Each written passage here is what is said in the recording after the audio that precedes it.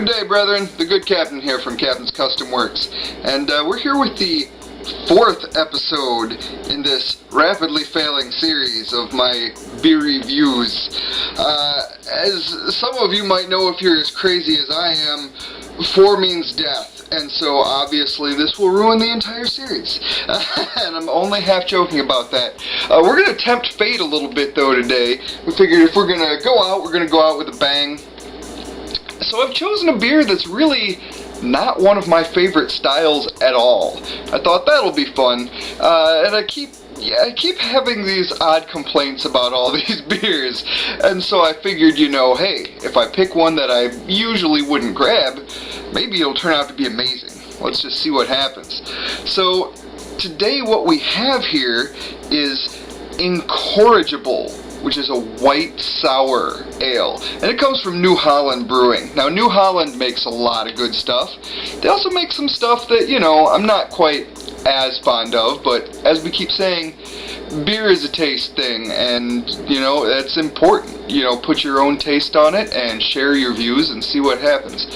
So, some of the things I've really loved from the good folks at New Holland are their Hatter IPAs, a whole series of those, quite good.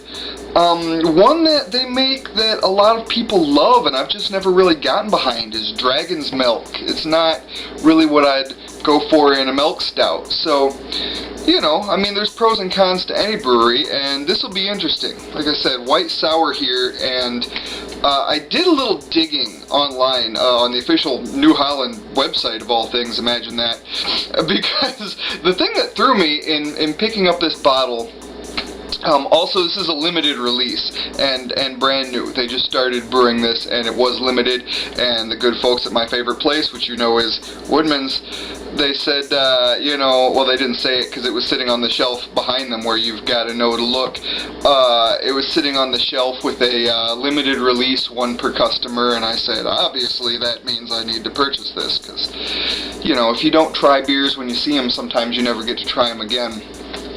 So I was going over this bottle and it does not list the alcohol by volume on this bottle, and that made me say, well, I've got to look into this. Now, the reason I found when I checked their website is the website listed as alcohol by volume less than 4, which is interesting and relates to why this is a sour ale. The reason they say less than 4 is because this isn't a regulated beer. This isn't a homogenized beer, if you will. They didn't, you know, say, where's this beer, and add a little water, this is where we're trying to nail it.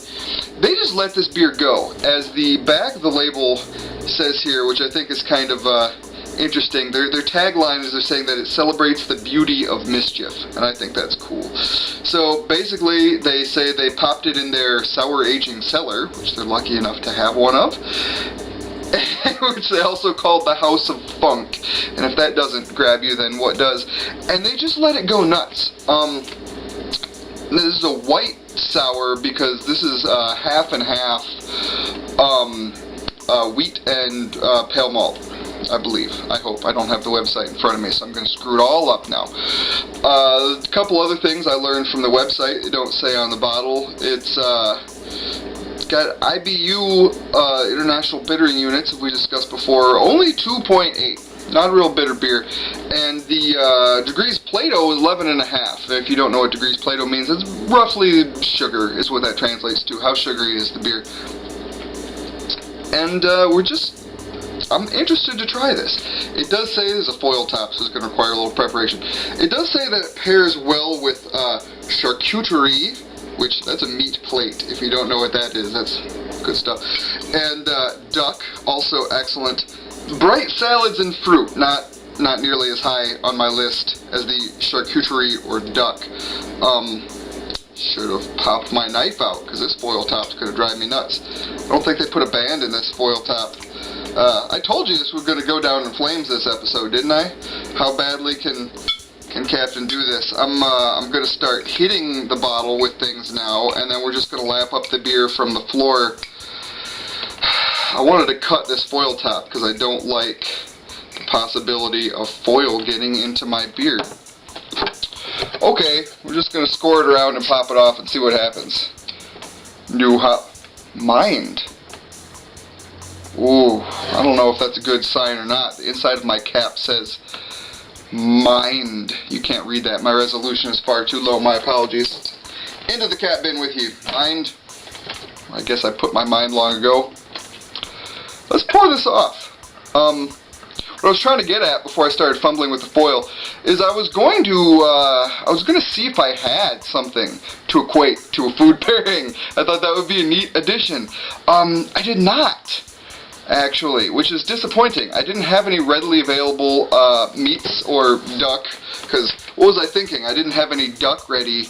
I did have some smoked turkey thigh, which looked excellent in the store, and then the package was already opened in the fridge like somebody got at it, and now it kind of looks disgusting. So there went that. That would have been a good thing to try with it. That's a nice looking beer, I have to say. Nice and clean, bright. Not a lot of head, but just a little. This looks like the kind of beer if you handed somebody, they would say that's a nice looking beer, which I guess is what I just did.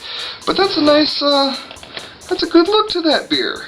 Nice amount of fizz. It's brewed with a Kolsch yeast in addition to the natural yeast, which make it a sour ale. They had a name thing for the yeast. I don't remember what it was. You know, it's like KX52931 something. It's not really. I'm making that up. It's one of those.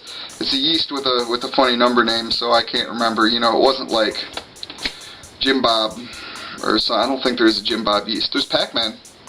They didn't use that. We'll find one that does one day.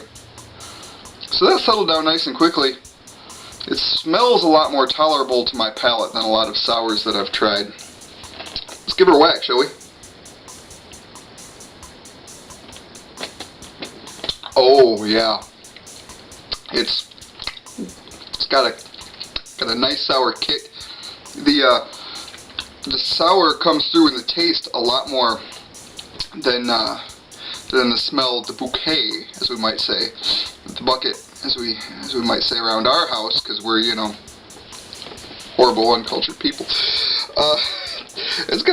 The sourness of the taste, though, is not unappetizing at all. This would be a very nice summer beer, I think. If you're a fan of shandies or something, I could see you enjoying this beer a great deal.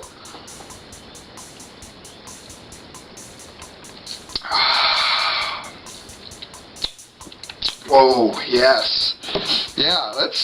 Hey, thank you, New Holland. You're impressing me today, and you're helping rescue my series. Probably not really. The computer's going to explode now or something, catch fire, or try to shoot me. Darn computer, always trying to get me. That's quite good, though. It might be a little difficult to go through this entire 22 at a shot here, because that's got a bold flavor, bold sour flavor, but it's not a bad sour flavor. Definitely lingers on the palate a little bit, like a lemonade-y, which is why I compared it to like shandy. If you like shandy, you're probably going to enjoy this beer. It's got that kind of a sourness, the kind of sourness you want. It's funny that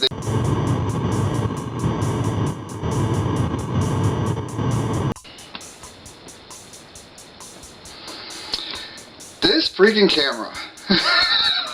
This camera died on me again. I'm using good quality rechargeable batteries now too. I don't understand. Oh well. The point I was trying to get at before the camera decided that this film should fail as well is that it's funny that New Holland referred to their sour aging cellar as the House of Funk, because there's really nothing funky, I think, about the taste of this beer. This is a good, pretty clean sour taste to this. So that being said, and before anything catches fire, explodes again, I'm going to try to make you watch me drink this beer and see if you can stomach that, and, you know, then I'll talk some more. So, my favorite time, accelerated motion away.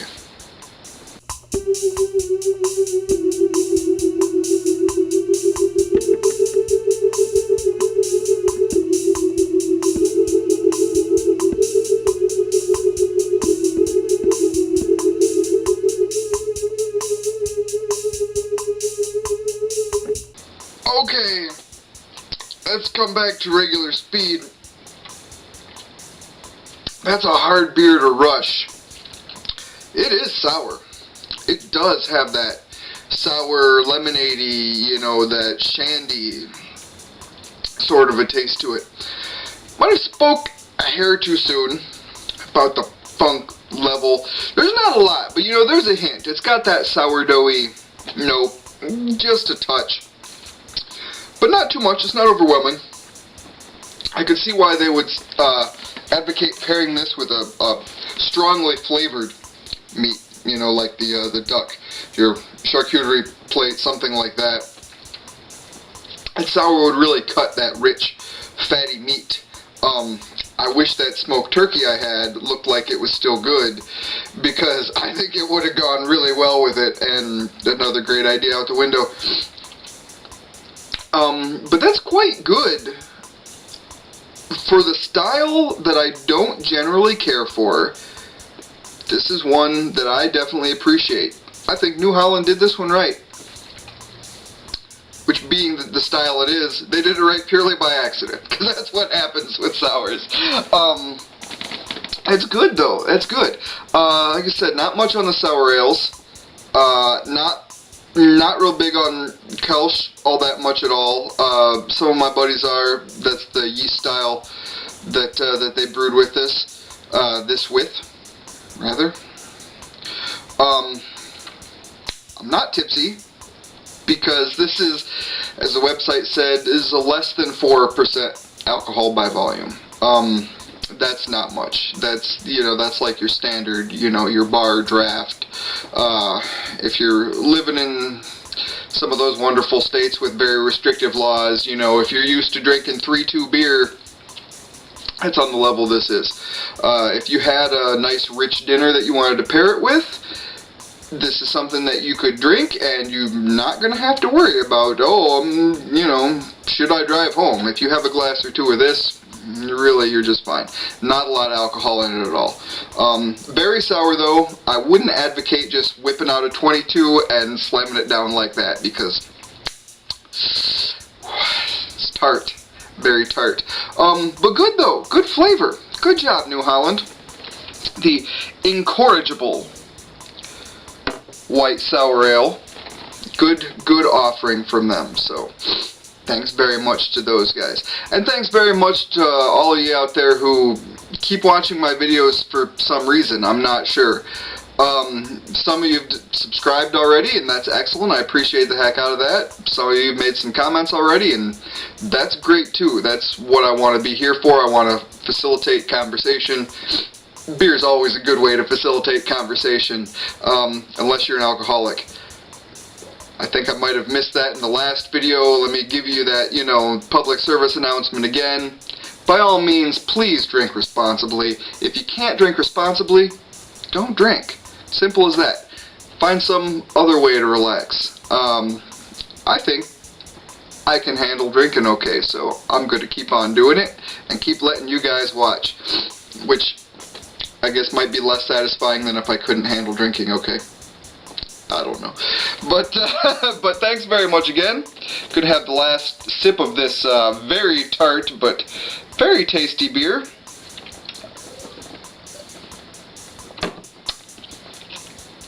Woo! Yeah. Puckers you right up.